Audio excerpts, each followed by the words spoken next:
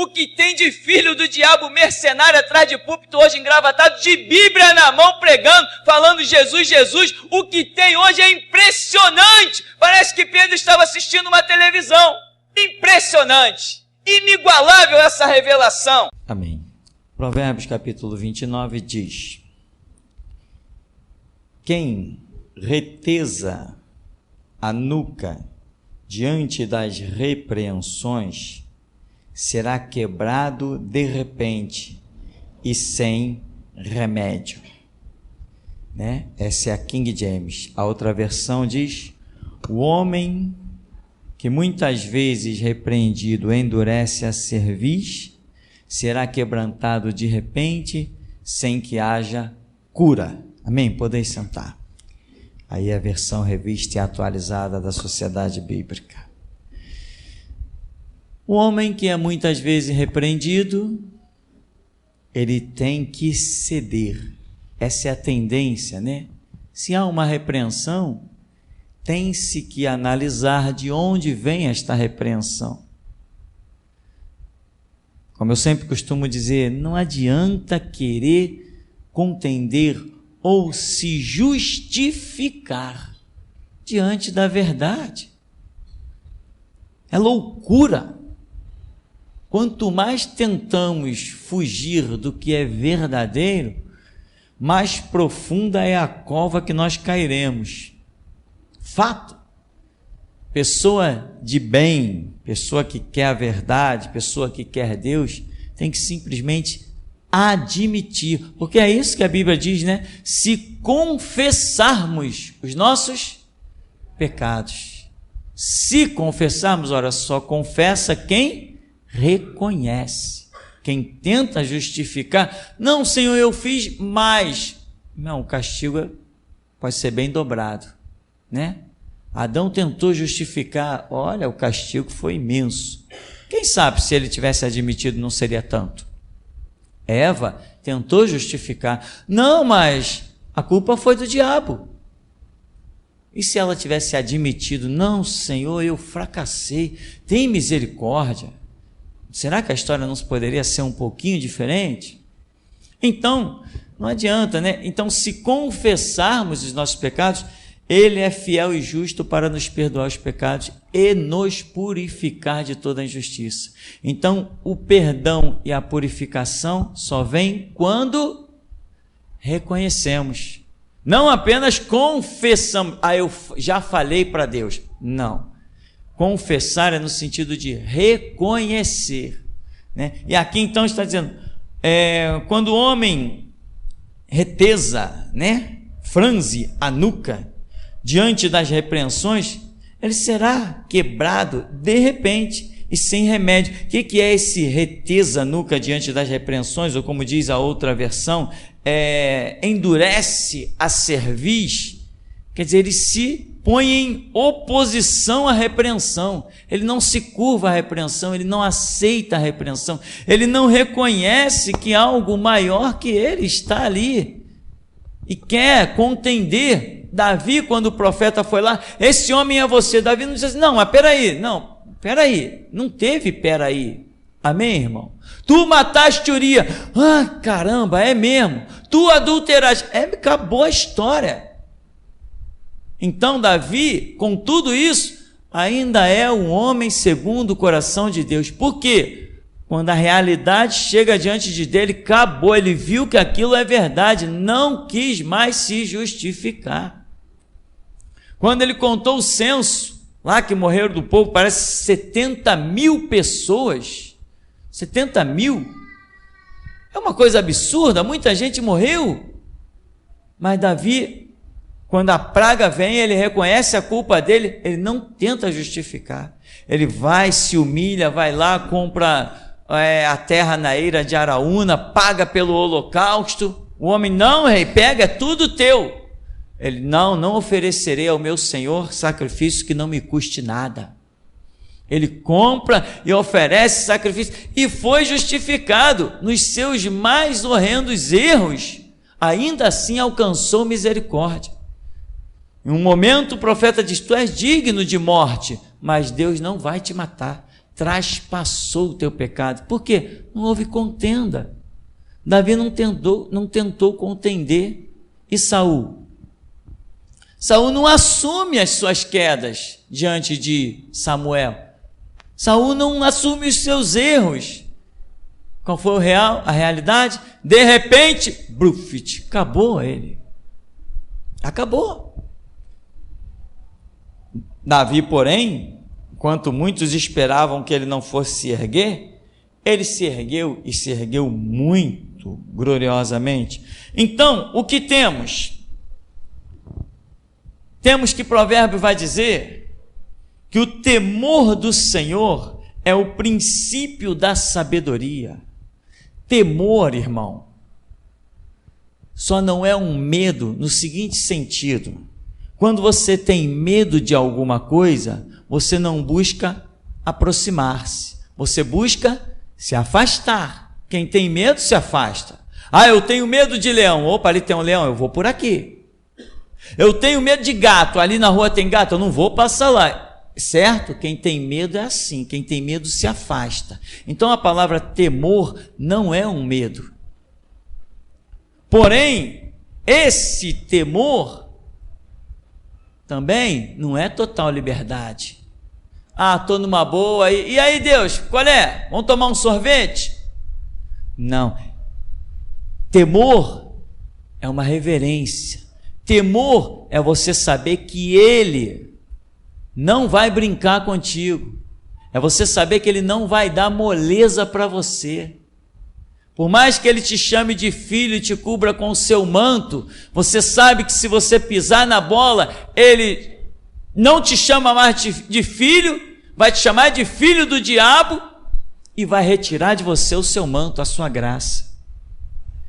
O temor é ter essa consciência: eu tenho que andar certo. É quase um medo. Que seja medo, irmão. Que estejas apavorado. Que se desespere. O importante é não errar o caminho. Andar na regra, andar na verdade, naquilo que Deus traça para as nossas vidas. Mas quando o provérbio diz o homem que muitas vezes é repreendido e endurece a cerviz, ou seja, não se rende, permanece endurecido, com semblante obstinado, um homem que, quando ele vai sendo posto à prova dos atos dele, ele não se rende, a tendência é ele ser abatido de uma hora para outra e a sua história ser encerrada, acabar. Tem pessoas que não assimilam os ensinamentos. Vem num culto, caramba, o culto foi uma benção, senti que Deus falou comigo, essa mensagem, eu vou pedir essa mensagem, eu quero gravar essa mensagem na minha memória, eu vou ouvir essa mensagem, sabe, pelo menos um mês inteiro, todo dia eu vou ouvir essa mensagem. Aí vai, pede a mensagem, aí começa a ouvir o primeiro dia, ouve até o segundo, depois não ouve nem mais. Por quê? Tem pessoas que não retêm a informação. Aquilo, eu senti que Deus falou comigo, glória a Deus, aleluia, senti a unção, senti a graça, senti o poder, mas eu acabo não retendo aquilo, para que aquilo me sirva de base e experiência para novos patamares, novos níveis espirituais. Ou seja, o camarada numa mensagem, ele é jogado lá em cima, ele não retém aquilo que recebeu, ele volta lá para baixo. Vem outra mensagem, ele lê alguma coisa na Bíblia, ele vai para a oração, ele tem uma experiência com Deus, seja como for, na oração, na leitura, na pregação, seja no louvor, seja como for, ele tem uma experiência e ele é projetado, ele não retém aquilo que ele recebeu, ele volta lá para baixo. E fica essa vidinha, ou seja, e às vezes uma mensagem de repreensão, a pessoa, não, Deus falou comigo, caramba, eu senti que Deus falou comigo, eu tenho que mudar, eu vou mudar. Aí muda. Mudou o primeiro dia, parabéns. Mudou o segundo, naquela semana, olha, ali se vê um crente, uma crente, naquela semana foi uma maravilha. Daqui a pouco, o efeito da mensagem vai desaparecendo. E o caráter não permaneceu remodelado. A pessoa volta para a estaca zero. como se nunca tivesse ouvido aquilo. E tem pessoas que se iludem. Eu tive uma visão. Eu já falei aqui, irmão. Quem tem visão não é porque é mais espiritual do que ninguém.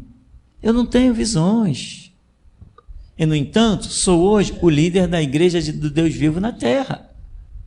Sou o cara que ele está usando para lançar coisas nessa sociedade, a nível de música, a nível de estudos, que está abalando tudo que é segmento. Irmão Afonso saiu colocando lá no grupo dos juízes, né? Os dossiês, e os homens ficaram lá desbaratinados. Fomos nós que fizemos esta obra, eu e vocês. Nós realizamos isso. E muitos dos que se empreenderam nisso não têm visões, não têm sonho profético. Esse negócio de quem tem visão é espiritual, atrás de mim, Satanás, isso aqui é restauração. Nós não somos participantes desse pensamento, não. Não somos mesmo. Não somos mesmo. Muita gente só tem visão, como eu já falei aqui, já teve pessoas que tiveram sonhos e visões incríveis. E alguém chegava perto de mim e dizia assim: caramba, que coisa tremenda aquela pessoa recebeu, né? Eu falei: recebeu porque ela está com o pé na cova. Se não tomar cuidado, ela vai morrer. E a pessoa: porque pastor, eu vi, tem gente dizendo: pastor, eu nem queria ver, mas eu vi, eu isso, eu aquilo, eu tive, e está pensando que é espiritual, que Deus está na sua vida. Não, Deus só mostrou a glória para ver se a pessoa toma vergonha na cara, só isso. E a pessoa não toma vergonha. Sabe, Deus vem, repreende, Deus mostra a glória. Ora, se o Filho de Deus morreu por alguém, o que mais ele não fará? Ele dá visões, ele dá sonhos, ele está arriscado a entrar na casa da pessoa, sentar lá com ela do lado e mandar ver na pregação para ver se a pessoa toma jeito. Jesus não desiste de uma alma facilmente, não, mas é certo que ele desiste. Facilmente não, mas desiste, porque a misericórdia triunfa do juízo, mas há um juízo que será sem misericórdia. A misericórdia de Deus não isenta o juízo. Ela triunfa do juízo quando ela dá a oportunidade maior, ela dá mais uma chance. Mas Deus não vai deixar de exercer o seu juízo, não. Longe de nós tal coisa. Então, por exemplo, Balaão foi o cara da visão. Você já viu o que Balaão disse sobre Israel? Que coisa tremenda! Assim diz o Senhor, e assim diz o homem que vê em êxtase de olhos abertos: sobre tua tenda, ó Israel, não vale encantamento, sobre a vida de Jacó não vale feitiçaria. E aquele homem fala coisas tremendas. E no entanto, logo mais adiante, o anjo de Deus já está ali com a espada e diz: passa aqui. Aí a jumenta vê o anjo. Ora, a jumenta viu o anjo, então a jumenta era espiritual, né, irmão? Você está pensando que eu vi um anjo, eu sou espiritual, mais que a jumenta? A jumenta se desvia e o camarada espanca a jumenta. Deus abre a boca da jumenta para falar com aquele infeliz, fora do projeto de Deus, e discute com a jumenta. A jumenta: peraí, quantas vezes eu fiz isso? Quantas vezes eu me desviei? Não sou sempre a tua jumenta? Por que tu está me espancando? E ele fala com a jumenta, e falou mesmo, tá, irmão? Está tão insensível que não percebe a glória do que está acontecendo diante dele. Aí o anjo se apresenta e diz assim: não espanca a jumenta, não. Que se tu trilha aquele caminho dali, eu já estava com a espada preparada para te matar. Eu ia te matar, tu ia morrer aqui. Era o cara espiritual? Não. Jonas era profeta. Era espiritual? Eu nunca vi alguém espiritual fugir do projeto de Deus. Nunca vi alguém espiritual fugir da ordem de Deus. Não é isso. Se é espiritual, opa, eis-me aqui, Senhor. Quem é espiritual serve. Quem é espiritual morre pela vontade de Deus. Jonas entra num cenário e depois some. Acabou. Era um profeta. Então, não é porque viu uma coisa, teve um sonho, que é espiritual. A igreja do Deus vivo não vive de sonhos e visões. E eis que Jesus subiu ao monte e, assentando-se, abriu a sua boca e disse: eis que eu tive um sonho, eis que eu tive uma visão. Não, abrindo a sua boca os ensinava dizendo: bem-aventurados os mansos, porque deles é o reino dos céus. Bem-aventurados os pacificadores, porque eles herdarão a terra. Bem-aventurados os puros de coração, porque eles verão a Deus. Bem-aventurado o que tem fome e sede de justiça, porque será farto. Bem-aventurados sois vós quando vos injuriarem, perseguirem e mentindo disserem todo mal contra vós. Exultai-vos e alegrai-vos, porque é grande o vosso galardão nos céus. Não teve nenhum sonho, não teve nenhuma visão, e os grandes teólogos dizem: se toda a escritura se perdesse, mas sobrasse o sermão dos montes, nada teria sido perdido. Mas ali não tem nenhuma visão. A igreja do Deus vivo vive de ensinamento. A igreja do Deus vivo não vive nem de curas, nem de milagres. A igreja do Deus vivo vive de ensinamentos. O que dá princípio, conceito e caráter não é milagre, é ensinamento que nos faz mudar, nos faz ter a ideia correta das coisas. A Escritura: não invoque os mortos. Opa, eu recebi o ensinamento, eu recebo o caráter. Eu te dou poder sobre o diabo. Opa, então eu vou desfazer as obras do diabo. É a palavra que muda. Não são visões e sonhos, mas tem gente que pensa que não, a palavra soou violentamente. Todo mundo estava sofrendo e apanhando, mas Deus me deu uma visão. Então aquela palavra não era para mim, não. Tadinho. Coitado, não, a palavra não era para você, não, era para mim. Eu que estava precisando da palavra. Eu já falei nesse lugar, irmão. Se você ouviu a palavra, ela é para você. Se não fosse para você, Deus não deixaria você ouvir. Não ia perder tempo, Deus não ia perder tempo de levar uma palavra até você, ou tomar o seu tempo, se aquela palavra não serve para você. Deus trata conosco e é Ele que nos conduz para o lugar certo na hora certa. Eu já estive em lugares incríveis, ouvi coisas que eu fiquei extasiado, vi milagres que eu falei: meu Deus, meus olhos estão contemplando isso.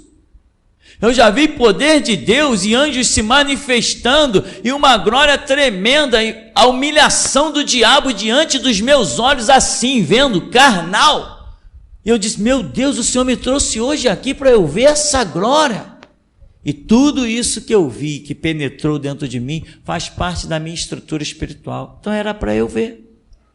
Agora, se você entrar na igreja, ouvir, botou lá no rádio, alguém pregou, seja lá o que for que falou, se é certo ou errado, mentira ou verdade, se Deus te deixou ouvir, aquilo serve para você de alguma maneira. Ainda mais dentro da igreja. Se Deus te traz aqui dentro, meu irmão, não importa que depois de uma palavra de repreensão, não importa, não interessa se você tenha visto Jesus Cristo de pé no seu trono, ou se você tenha visto Deus sendo adorado pelos arcanjos, querubins e serafins, não interessa, a palavra foi para você. Se ela foi uma palavra de consolo, foi para você. Se ela foi uma palavra de prosperidade, foi para você. Se foi uma palavra de multiplicação, foi para você. Se foi de cura, foi para você. E se foi um chicote violento, foi para você também. Mas pastor, eu não estava precisando de nenhum chicote, eu estou andando na santidade, então segura o chicote e temas para que você encontre força de permanecer na santidade. Mas tem pessoas que ouvem, mas não retém, endurece a cerviz. Não é para endurecer, é para ceder, irmão. Tenha paz, ouça, ouve tudo.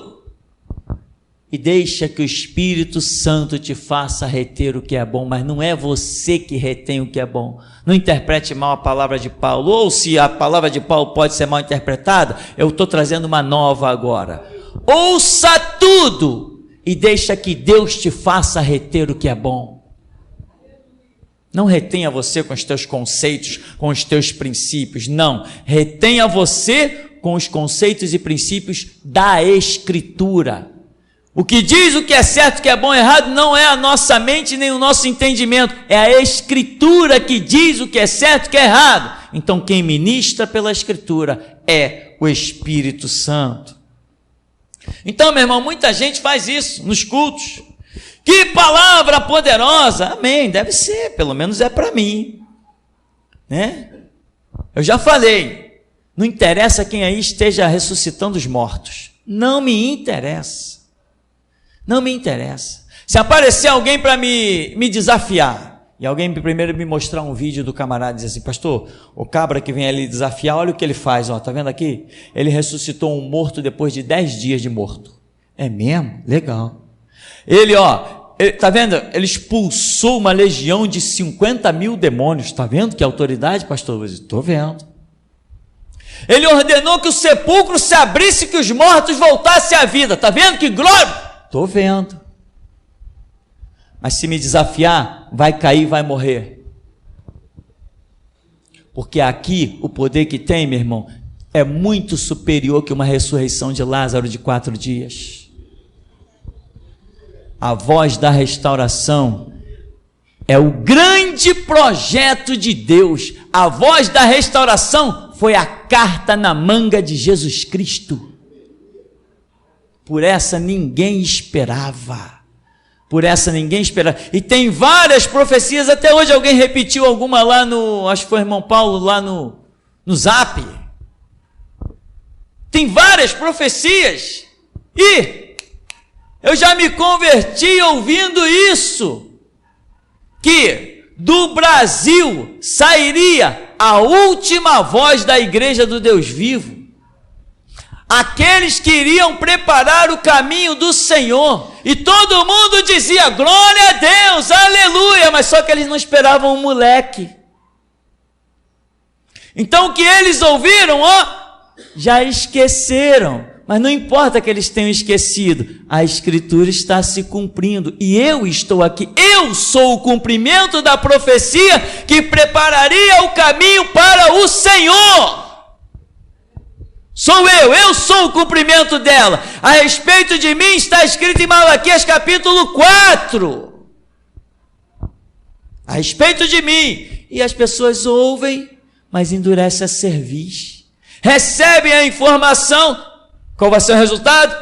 Daqui a pouco, quebrantados, sem que haja cura, sem que haja como se recuperar. Então, irmão, a palavra é para todos. Quem ouve aqui dentro, quem ouve pela internet, quem vai ouvir esses CDs daqui a 20, 30, 40 anos, a palavra que está sendo pregada aqui em pleno ano de 2016, vai servir para quem a ouvir em 2056, 2066. Eu estou pregando hoje aqui para quem vai estar há 100 anos lá na frente. E não é assim? Pedro não pregou lá no dia de Pentecostes? E vai dizer que aquilo não serve para nós até hoje.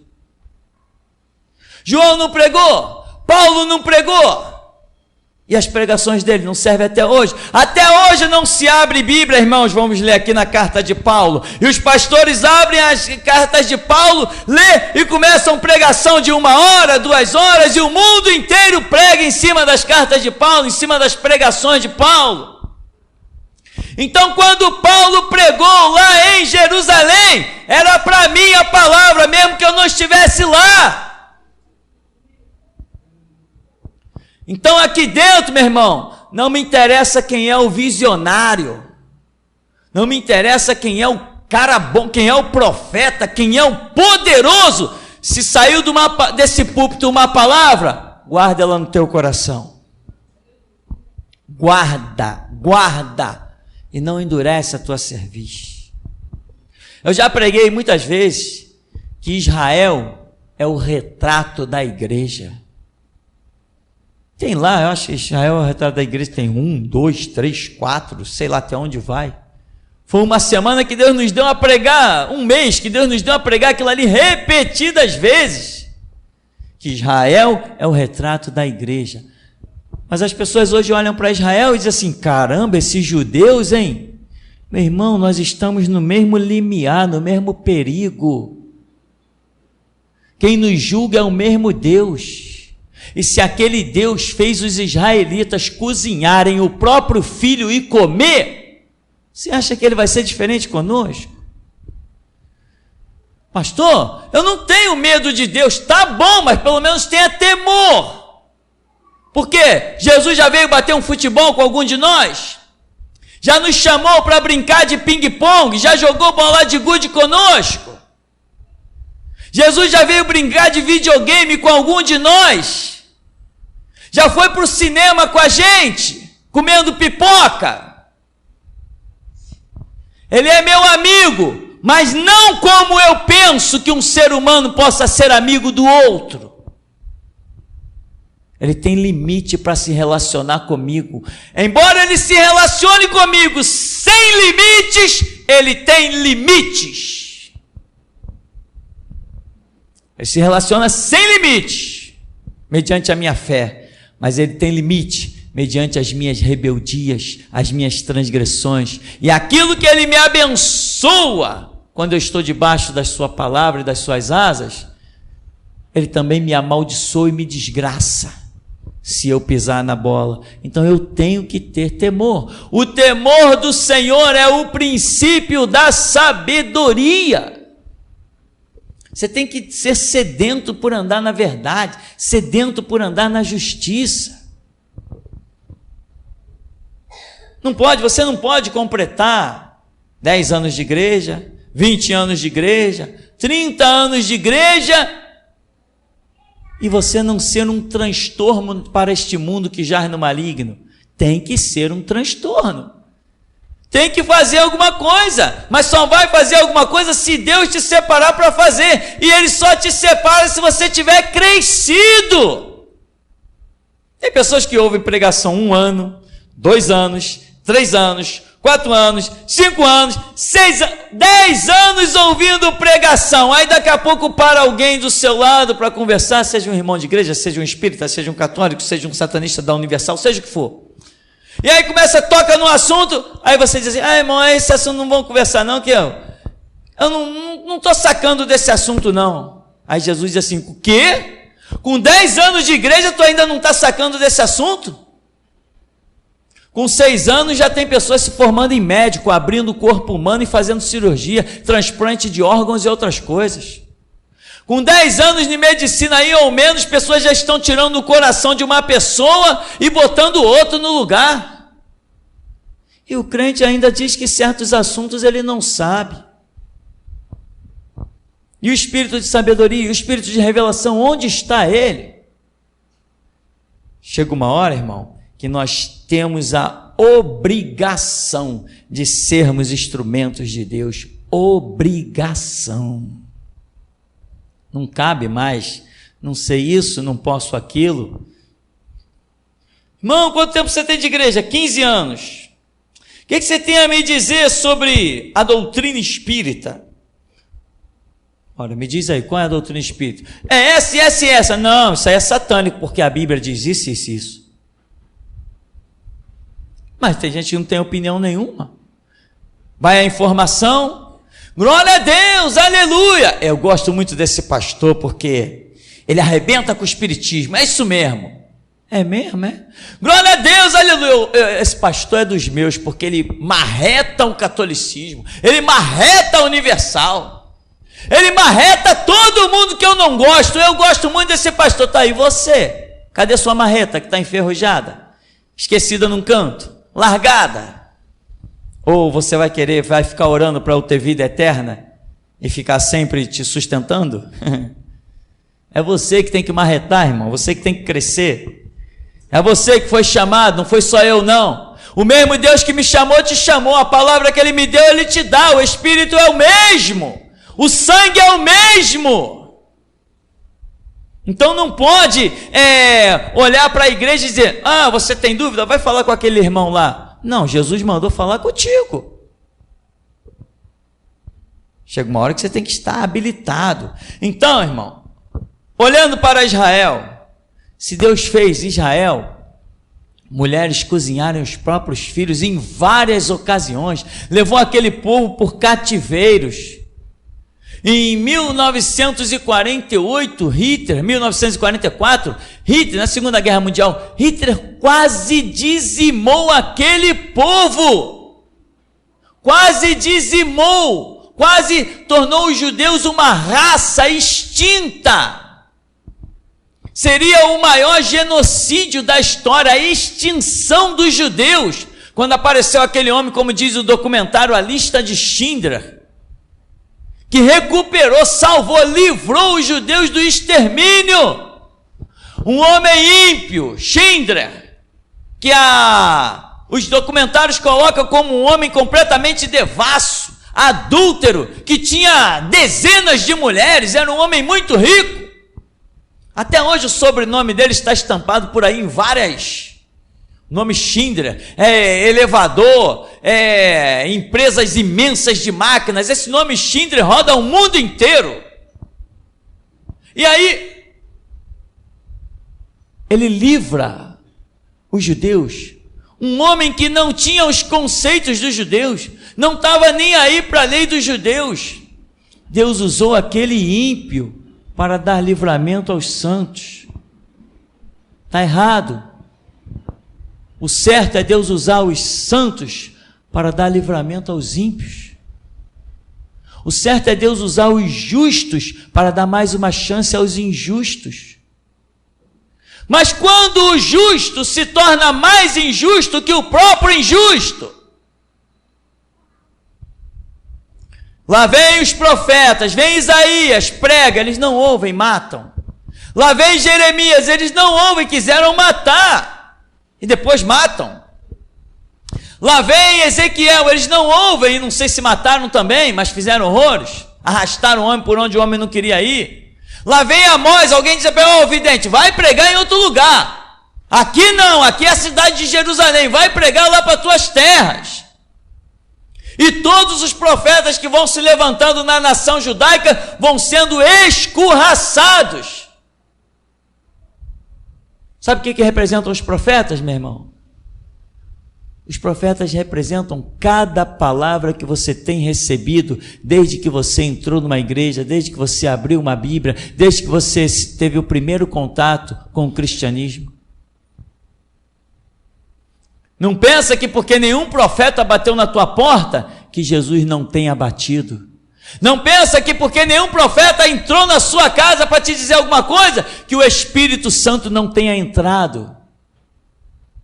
Não pensa.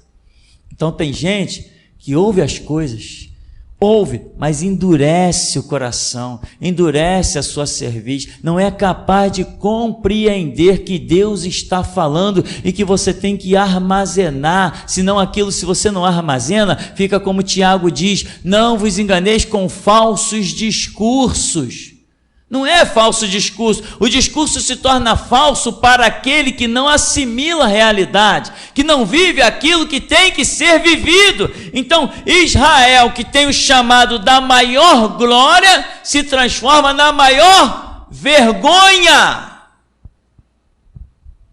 E eu vou dizer uma coisa para você, será exatamente assim. Uma grande massa que se diz evangélico, cristão, igreja, vão se transformar numa grande vergonha. Mas, irmão, você está tendo a chance de não ser essa vergonha. Você está tendo a chance de ser realmente uma glória. Mesmo debaixo da chuva de pedra, ver os céus abertos. Mesmo perseguido, caluniado, difamado, mas nunca destruído, nunca abatido, nunca exterminado. Porque o Espírito Santo é quem leva adiante a sua vida de forma que você é eterno. Eu vejo os céus abertos, mas está morrendo. E daí? Que diferença faz? Esse é o projeto de Deus com as nossas vidas. Não importa que caiamos nessa terra, a nossa memória é sempre eterna. Os judeus, que são o retrato da igreja, foram massacrados, foram envergonhados, e ainda serão de novo. Vem uma terceira guerra mundial aí, onde os judeus serão massacrados de novo. A igreja vai ser arrebatada antes desse massacre. Antes do massacre dos judeus, a igreja será arrebatada. A igreja, aqueles que estiverem andando realmente com Cristo, nem vão ver essa guerra que vem aí para massacrar os judeus, 10 vezes pior do que tudo que já aconteceu com eles, porque o Senhor Jesus falou assim: daquele dia igual não houve e depois não haverá. E se Deus não abreviasse tais dias, disse o Senhor Jesus, nenhuma carne se salvaria.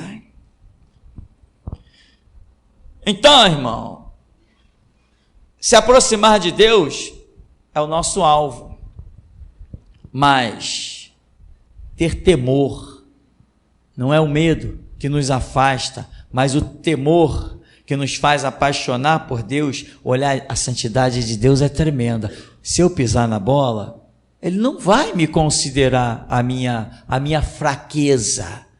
Ele pode até me dar uma chance outra, mas eu sei que eu não vou poder ficar brincando com Ele. E aqui, como diz, né? O homem que muitas vezes é repreendido e endurece a cerviz, ele vai ser quebrantado sem que haja cura, sem que haja esperança, sem que haja restauração. Que você tem ouvido, irmão? Em tantos anos que você tem ouvido mensagens, por onde Deus te levou, dentro da tua casa, no rádio que você sintonizou, que palavra Deus usou que você sentiu, poxa, essa palavra testificou no meu espírito. Você guardou isso? Ou isso escapou de você, ou isso fugiu do seu entendimento, fugiu da sua compreensão, isso saiu de dentro de você? Não adianta nada, meu irmão, você ser santo por um dia. A igreja do Deus vivo não pode ser santa por um dia. A noiva, ela tem que ser santa sempre, para poder se transformar em esposa. Esse é o conceito do que o Senhor Jesus tem chamado a igreja, como noiva imaculada. Noiva, ainda não há um casamento consumado.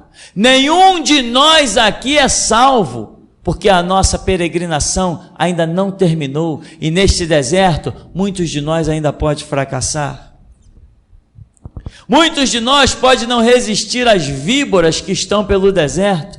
Muitos de nós podemos não resistir às propostas, podemos nos afatigar do sol escaldante, podemos reclamar pela falta de carne, não ter fé na hora da sede. Nós estamos peregrinos e forasteiros em terra estranha, estamos atravessando um deserto, ninguém aqui é salvo, todos nós ainda somos noivas, nós temos uma promessa de casamento, mas esse casamento ainda não se consumou.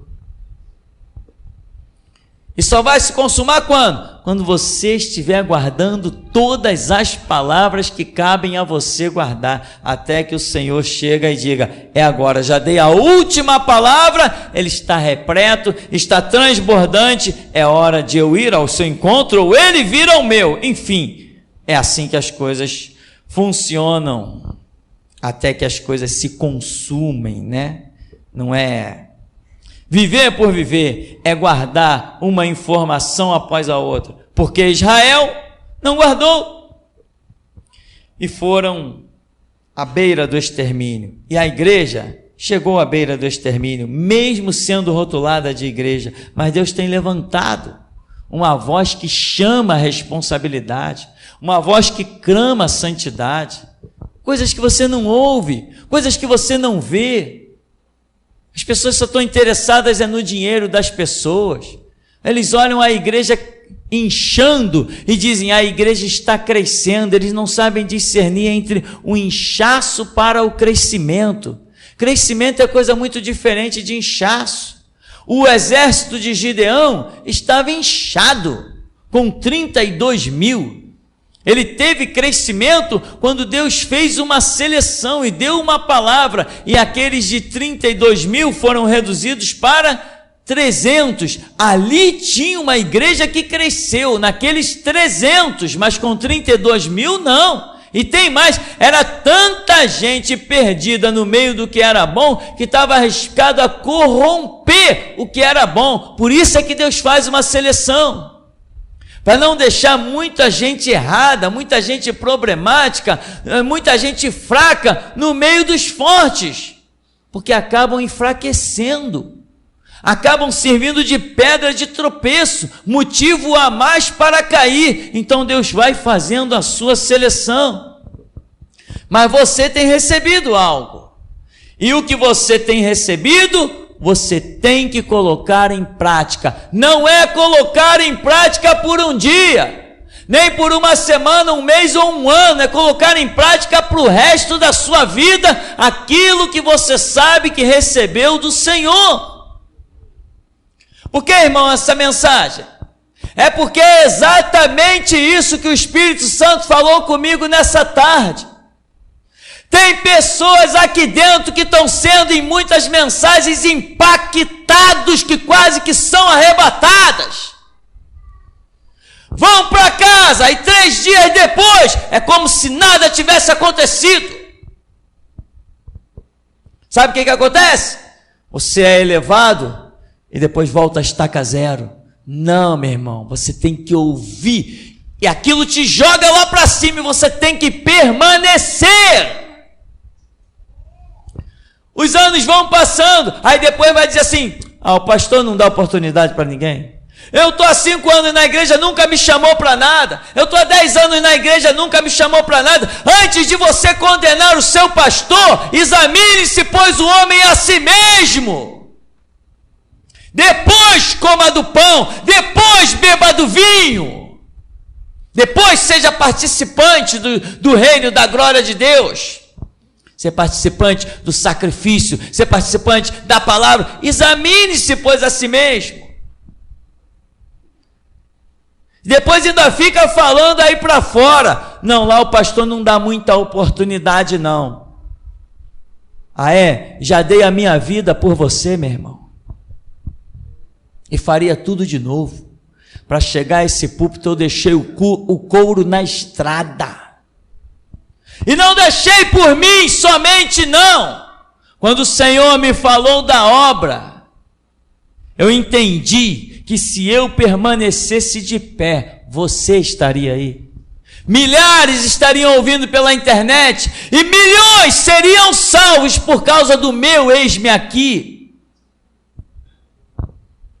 Agora tem pessoas que dizem: lá o pastor não dá muita oportunidade.